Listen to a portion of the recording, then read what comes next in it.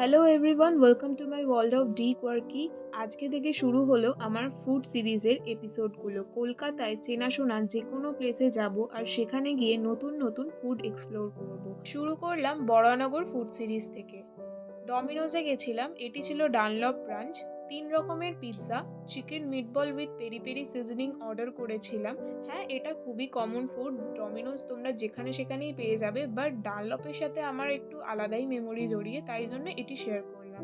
Dunlop bridge থেকে একটু এগিয়ে এলে দেখতে পাবে যে এই নন্দদুলাল সুইটসটা নতুন ওপেন হয়েছে।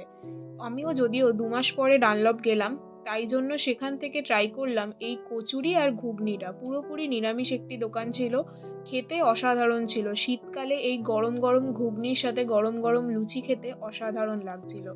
এরপর সবেদা বাগানের দিকে গেছিলাম, ডানলপ থেকে একটু দূরে সবেদা বাগান। এইখান থেকে ট্রাই করেছিলাম চিকেন ফিঙ্গার আর লঙ্কার চাটনি। আকাশগঙ্গা নামের এই ছোট্ট দোকানটিতে খুব সুন্দর চিকেন ফিঙ্গার, নানান ধরনের স্যুপ পাওয়া যায়। তোমরা চাইলে কিন্তু এই দোকানটিতে ভিজিট করতে পারো। এদের চিকেন ফিঙ্গার খেতে আসতাম সেই কলেজ লাইফ থেকে। এক একটা চিকেন ফিঙ্গারের দাম মাত্র 30 টাকা করে, কিন্তু খেতে অসাধারণ। এই দোকানটি থেকে একটু দূরেই রয়েছে এই গরম রসগোল্লার মিষ্টির দোকানটি, যেখানে গরম রসগোল্লা পাওয়া যায় বিকেল 7টার পর। তাই জন্য চিকেন ফিঙ্গার খেয়ে পৌঁছে গেলাম এখানকার গরম গরম রসগোল্লা খেতে। ধোঁয়া বেরোচ্ছে, তোমরা নিশ্চয়ই দেখতেই পাচ্ছ। নলেন গুড়ের এই গরম গরম নরম তুলতুলে রসগোল্লা খেতে গেছিলাম বহুদিন বাদে।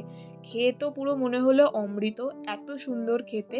আর যদিও এই সিরিজটা 2 দিনে শ্যুট করা ছিল, একদিনে তো এত কিছু খাওয়া পসিবল না।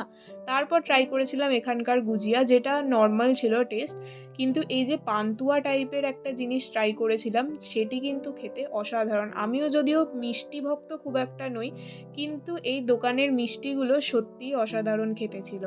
এরপর বাড়ি ফিরছিলাম একটি থামস আপের ক্যান খেতে খেতে, কারণ এত কিছু খাওয়ার পরে ডাইজেস্ট করাটা তো দরকার। যদিও এই থামস আপের ক্যান সবসময় খাওয়াটা কিন্তু খুব আনহেলদি।